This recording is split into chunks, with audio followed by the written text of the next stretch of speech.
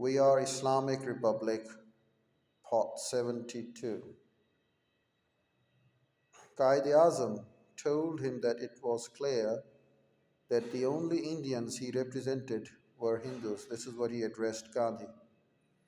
The talks ended in a stalemate. Qaid-e-Azam had no guarantee that after independence, Congress would ever agree to Pakistan.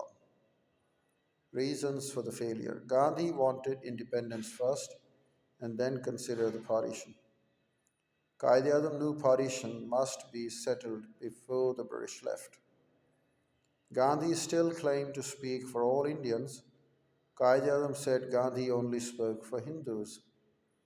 Gandhi would not accept the two-nation idea of partition.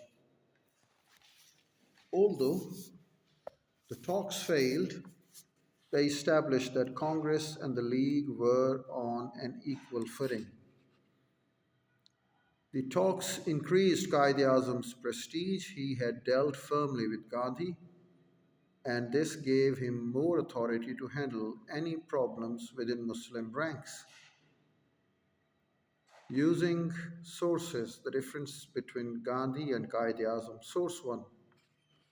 It was Gandhi in a letter to Qaid-e-Azam. I find no parallel in history for a body of converts and their descendants claiming to be a nation apart from their parent stock. If India was one nation before the advent of Islam, it must remain one in despite of change of faith of a very large body of her children. Source 2. It was Qaid-e-Azam's letter to Gandhi on 19 September. We maintain and hold that Muslims and Hindus are two major nations by any definition or test of a nation. We are a nation of 100 million, and what is more, we are a nation with our own distinctive culture and civilization, language and literature, art and architecture, names and nomenclature, sense of values and proportions, legal laws and moral codes, customs and calendar, history and tradition, aptitudes and ambitions. In short, we have our own distinctive outlook on life. By all canons of international law, we are a nation. Source 3. The more I think about the two-nation theory, the more alarming it appears to me. I am unable to accept the proposition that Muslims of India are a nation distinct from the rest of inhabitants of India.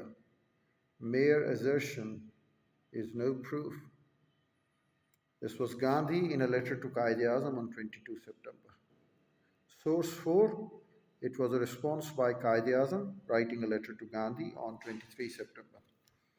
I made every effort all these days and in the course of our prolonged talks and correspondence to convert you, but unfortunately it seems I have failed.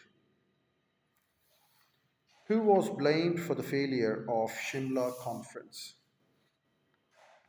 In May 1945, the war ended in Europe with victory over Germany. Now the question of Indian independence had to be settled.